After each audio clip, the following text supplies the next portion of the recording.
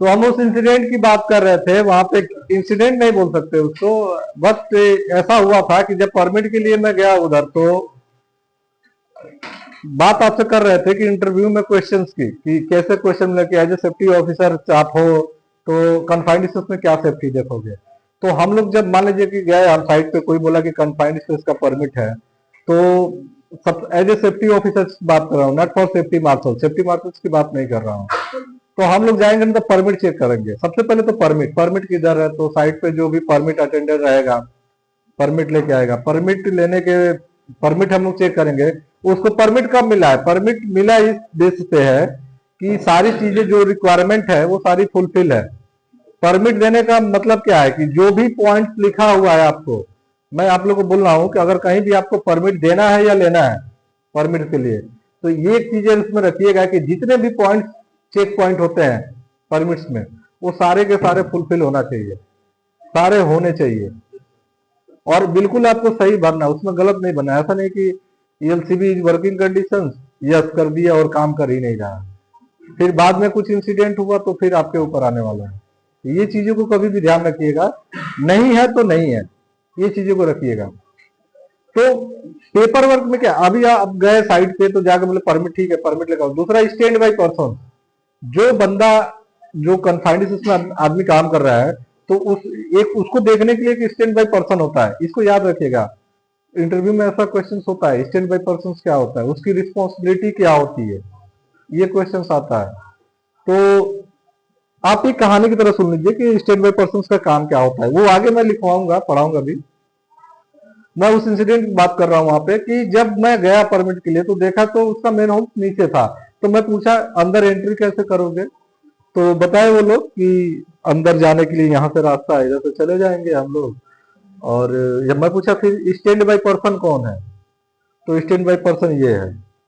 Oxygen level उस पर लिखा जाता है, जब चेक किया जाता है ना तो ऑक्सीजन लेवल चेक देखा जाता है।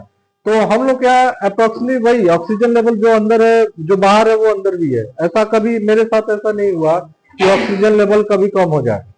20.9% ऑक्सीजन आता था कहीं भी। तो उसमें क्या है, ऑक्सीमीटर आता है चेक करने के लिए ऑक्सीजन, तो ऑक्सीमीटर से चेक हुआ ऑक्सीजन लेवल ठीक है, स्टैंड बाई पर्सन ठीक है। तो स्टैंड बाई पर्सन से दो चार क्वेश्चन करने का, ठीक है स्टैंड बाई पर्सन क्या होता है, उससे पूछने का कि इमरजेंसी कुछ हो गया यहाँ पे, या क्या क्या इमरजेंसी हो सकता है कन्फाइंड स्पेस में। जो स्टैंड बाई पर्सन है, स्टैंड बाई पर्सन मतलब परमिट अटेंडर, कि आदमी जो अंदर काम कर रहा है वो सुरक्षित है कि नहीं है, क्योंकि वो सबके आंखों के सामने नहीं है ना, उसको तो कोई देख नहीं रहा है। जो देखने के लिए कि एक आदमी रखा जाता है, और दूसरा कौन बंदा कितने बजे एंट्री हुआ और कितने बजे एग्जिट हुआ, वो परमिट में एक होता है इन आउट का, वो आगे मैं पढ़ाऊंगा। कितने बजे एंट्री हुआ और कितने बजे एग्जिट हुआ, वो उसको उसमें लिखना उसका काम रहता है स्टैंड बाई पर्सन का। तो स्टैंड बाई पर्सन से क्वेश्चन करने का कि इसमें क्या इमरजेंसी हो सकती है कन्फाइंड स्पेस में, कन्फाइंड स्पेस का इमरजेंसी उसको पता होना चाहिए। दूसरा कुछ इमरजेंसी हो गया तो तुम क्या करोगे, जैसे ये क्वेश्चन हम लोग के लिए भी होते हैं। कन्फाइंड में कुछ इमरजेंसी हो गया तो आप क्या करोगे, फर्स्ट रिएक्शन आपका क्या होगा, ये ऐसे ऐसे क्वेश्चन होता है। तो कन्फाइंड में मान लीजिए कि कभी उस बंदे को पता, इमरजेंसी कॉन्टेक्ट नंबर उधर डिस्प्ले किया जाता है। जो स्टैंड बाई पर्सन है उसको इमरजेंसी में कहाँ कॉल करना है, एम्बुलेंस का नंबर क्या है, फायर का नंबर क्या है, साइड पे जो सेफ्टी ऑफिसर है उनका नंबर क्या है, और जो वहां के प्रोडक्शन इंचार्ज है उनका नंबर क्या है, ये सारे नंबर उसके पास होना चाहिए कि तुरंत कोई कुछ भी इमरजेंसी होता है तो तुरंत कॉल कर सकते। दूसरा चीज कि स्टैंड बाई पर्सन को किसी भी हाल में अंदर एंट्री नहीं करना है कन्फाइंड स्पेस के अंदर। सपोज मान लीजिए कोई आदमी काम कर रहा है कन्फाइंड स्पेस के अंदर, हम स्टैंड बाई पर्सन है और कोई बंदा उधर जो काम कर रहा है कुछ इमरजेंसी हुई, बेहोश हो गया, अंदर गिर गया, तो ये नहीं कि वो गिरा तो हम गए उसको जाकर निकाल के लेके आएंगे, नहीं, किसी भी हाल में हमको अंदर नहीं जाना है। आप देखिए वो गिरा हुआ है लेकिन तुरंत आपको ईआरटी टीम होती है, इमरजेंसी रिस्पांस टीम, रेस्क्यू के लिए तुरंत उसको कॉल करने का। भाई वो क्यों गिरा है अंदर, क्या रीजन है, वो आपको हो सकता है कि कुछ टॉक्सिक गैस लीकेज हो गई हो, आप गए उसको बचाने के लिए, उसके साथ साथ आप भी चले गए। तो जो इमरजेंसी टीम होती है वो इसमें क्या है पूरा एक्सपर्ट है, उन लोग को इसी चीज की ट्रेनिंग दी गई है क्या रीजन हो सकता है कन्फाइंड में? जैसे में हम लोग पढ़ रहे हैं कि टॉक्सिक एटमोस्फेयर हो सकता है, फ्लेमेबल एटमोस्फेयर हो सकता है, लेक ऑफ ऑक्सीजन हो सकता है, ऑक्सीजन इनरिचमेंट हो सकती है। ये हम लोग इसीलिए पढ़ रहे हैं। सेफ्टी में क्या है, अभी सब कोई हम लोग जैसा 2 हाथ 2 पैर सबका पड़ा हुआ है, लेकिन सब अलग अलग फील्ड में एक्सपर्ट है। हम लोग का क्या है, हमारे जैसे वो गांव में हम लोग भी जाएंगे, बहुत सारे हमारे दोस्त लोग होंगे, वो एक ही जैसा हम लोग खाते पीते सब कुछ है, लेकिन उसमें और मेरे में डिफरेंट क्या है।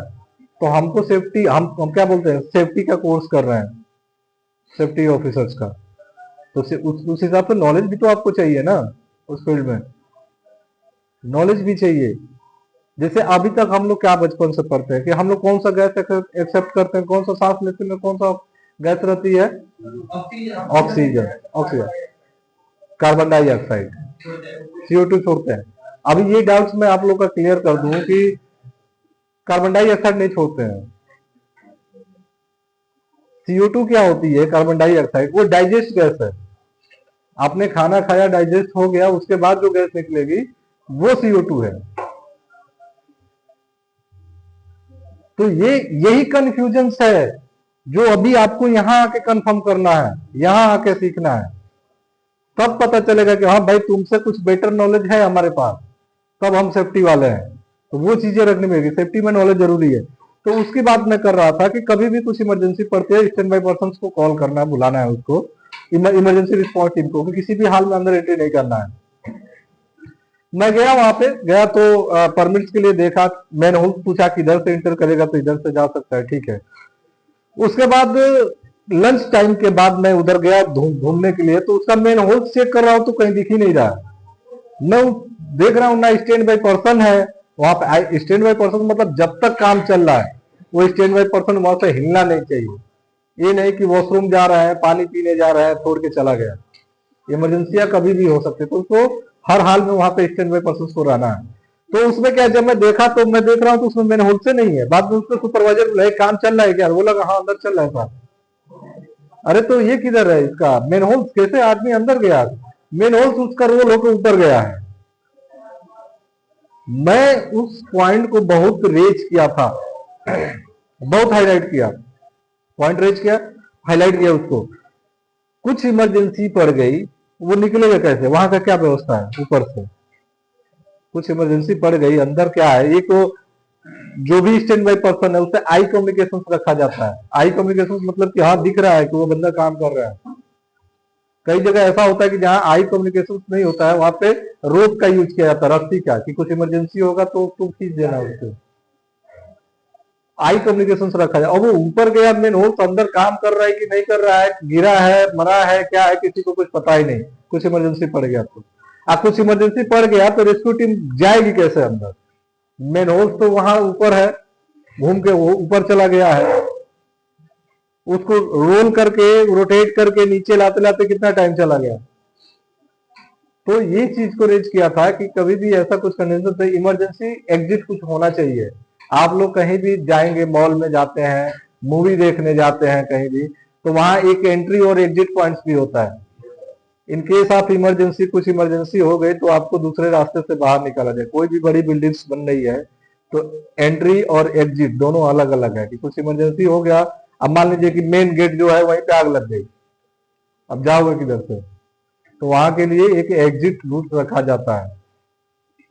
सेफ्टी में एक मूवी आई थी द टावर, सेफ्टी में नहीं आई थी बट सेफ्टी से ही रिलेटेड है, फायर फाइटिंग से ही है। द टावर, वो हॉलीवुड की मूवी है। आई थिंक उसमें दिखाया है कि फायर हो गया तो किस तरह से रेस्क्यू करने का है।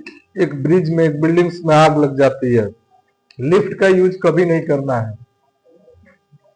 वो हवा का मतलब फायर का डायरेक्शन चेंज करने के लिए दूसरी तरफ का कांच तोड़ते हैं, सर कांच का रहता है कि ये फायर इधर आएगी, जब उधर से हो जाएगा तो ऑक्सीजन उधर हो जाएगा, तो ये फायर का डायरेक्शन उधर से उधर चेंज हो सकता है। तो ये होता है प्रेजेंट ऑफ माइंड। कभी भी कुछ इमरजेंसी पड़े तो अपने आप को एकदम कूल ठंडे माइंड से रखिए कि क्या एक्शन लेना चाहिए इसमें, ठीक है। तो हम लोग बात कर रहे थे वही परमिट्स की, कि अगर हम लोग से क्वेश्चंस होगा कि सेफ्टी में क्या देखोगे, तो सब जाके वहां पे परमिट चेक करेंगे, स्टैंड बाई पर्सन है कि नहीं है, एयर ब्लोवर है कि नहीं है, एग्जॉस्ट फैन लगा है कि नहीं लगा हुआ है, जो बंदा काम कर रहा है वो कॉम्पिटेंट पर्सन है कि नहीं है, अननोन तो नहीं है ना, मतलब कि अनकॉम्पिटेंट नहीं होना चाहिए, जिसको कन्फाइंड के बारे में पता हो कि क्या हजार्ड हो सकता है, क्या कंट्रोल मेजर, आने जाने का क्या रास्ता, ये सारी चीजें हमको, ऑक्सीजन लेवल ये सब चेक करना है, ठीक है, उसके बाद परमिट देना है। तो हम लोग फॉल फ्रॉम हाइट की बोल रहे थे, uneven working platform or structure, safety harness not using, या सेफ्टी हार्नेस का प्रयोग नहीं कर रहा है तो भी फॉल ऑफ पर्सन हो सकता है, फॉल ऑफ चांसेस हो सकता है। नेक्स्ट है common cause of oxygen deficiency in confinement. दूसरा हम लोग पढ़े थे कि एटमोस्फेरिक हजार्ड, एटमोस्फेरिक हजार्ड में क्या क्या हो सकता है, तो oxygen deficiency, oxygen enrichment, toxic atmosphere और फ्लेमेबल एटमोस्फेयर।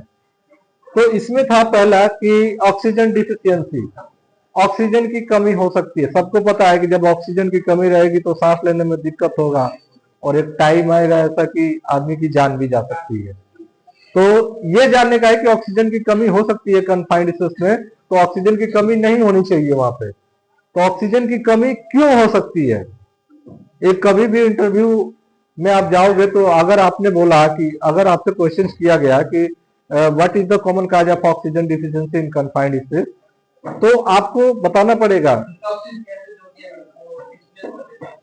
सिर्फ toxic gases,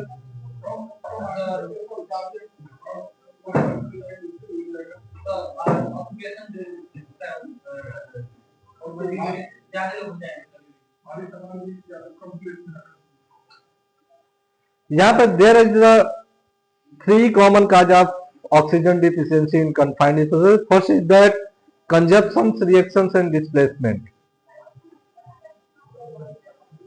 consumptions, what is consumption, consumption is क्या, खपत, खपत होना, कंजप्ट करना, खपत होना, कंजप्शन क्या है, खपत होना, कंजप्शन, रिएक्शंस एंड डिस्प्लेसमेंट।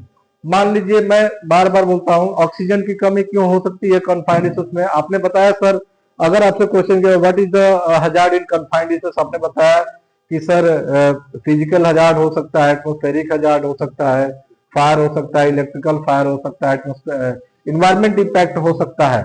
तो आपसे क्वेश्चन ये किया गया कि ऑक्सीजन एटमोस्फेरिक में आपने बताया कि सर ऑक्सीजन डिफिशियंसी हो सकती है, ऑक्सीजन की कमी हो सकती है, तो वहां पे ये क्वेश्चन लगे कि ऑक्सीजन की कमी कितनी हो सकती है, कितना उससे कम होगा या कितना ऑक्सीजन लेवल होना चाहिए। तो oxygen level should be in confined space 19.5 between 23.5%, ये 19.5% टू 23.5% के बीच होना चाहिए ऑक्सीजन लेवल। अब बात आती है कि ऑक्सीजन की कमी क्यों हो सकती है, ऑक्सीजन की कमी के क्या क्या कारण हो सकते हैं। फर्स्ट है कंजप्शन, रिएक्शंस एंड डिस्प्लेसमेंट। खपत मतलब कि लिमिटेड अमाउंट, यहां कंजप्शन की बात करें, if there is a limited amount of oxygen in the confined space and the number of the people working is more than, there are chance of lack of oxygen.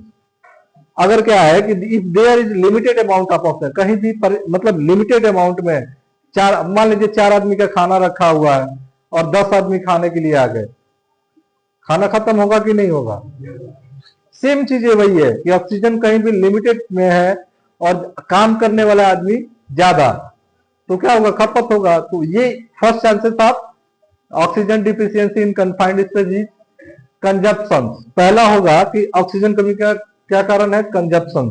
दूसरा है reaction, oxygen react with other gases where the other gases residence, oxygen is remove from there.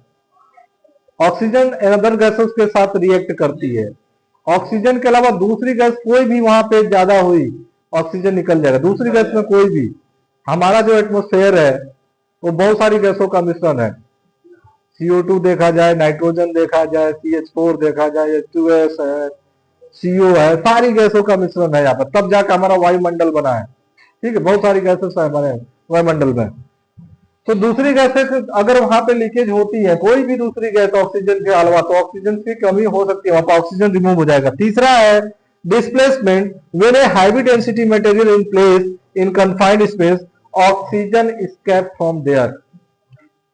कुछ heavy density का, जैसे example के लिए मैं आप लोग को बताया था कि एक बकेट में पानी भर के रख दीजिए और उसमें बड़ा सा ईटा या पत्थर डाल दीजिए, तो जगह ले लिया, जहां तक पानी था वहां तक ही अपना जगह लिया, वहां से पानी को क्या किया, रिमूव कर दिया।